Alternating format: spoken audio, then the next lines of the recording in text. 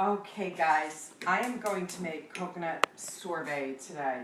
You know, if you look online, a lot of the recipes for sorbet call for corn syrup, which number one, I'm allergic to processed corn like a corn syrup, but also it's just ridiculously unhealthy for you.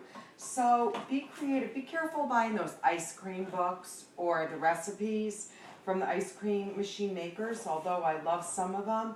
The sorbets, like I said, are calling for corn syrup, and we can find better recipes online. Often restaurants will share the recipes. This is from an Asian restaurant.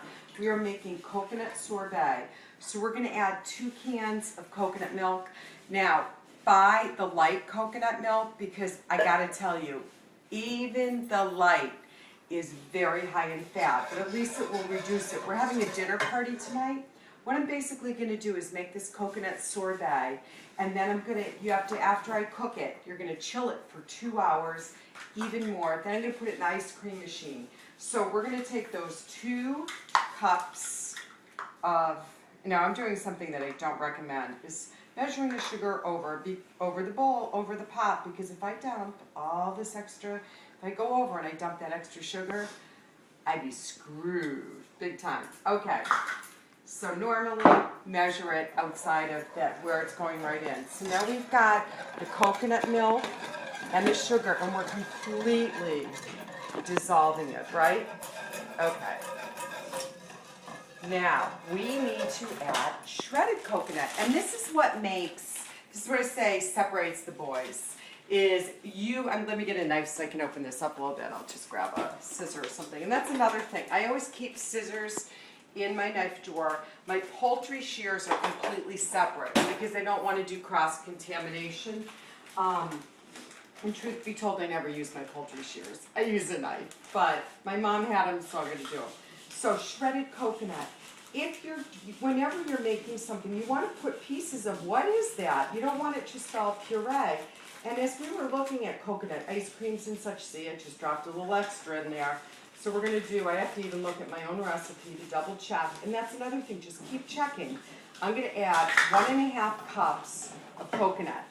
Now, what am I going to do later on today? When this goes in the ice cream maker, this leftover coconut, I'm going to toast up in a pan very gently. Got my pan right here. And what I'm going to do is, because I love warm and cold together, I bought pineapple, already cored, already cleaned, ready to go. I'm going to slice enough slices for each person. I'm going to place the pineapple in a pan with a teeny bit of butter. I'm going to gently mark it. You can do that out in the grill too. Then what I'm going to do is I'm going to put on a scoop of our coconut sorbet that I said is going to come to a boil, simmer, where all the sugars dissolve. We're going to put it in our ice cream machine, and you've probably seen this before. On Chef Judy G, my Cuisinart Mac Daddy. We're going to put it in here. It's going to run for about 40 minutes. Then it goes in the freezer. So we're going to put a scoop of that on the grilled pineapple. I'm going to sprinkle a little spiced rum and I'm going to top it with toasted coconut and some slivered almonds. This is going to be so yummy and the perfect dessert. What am I going to serve besides that? Well, I'm going to serve a chilled asparagus, avocado, and crab meat soup.